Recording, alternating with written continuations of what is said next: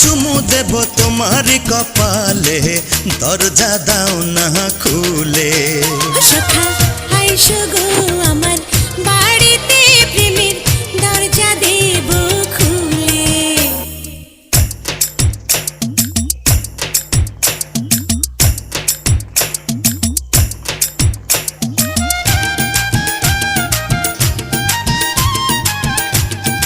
ওই নেও মাল ঝামেলা।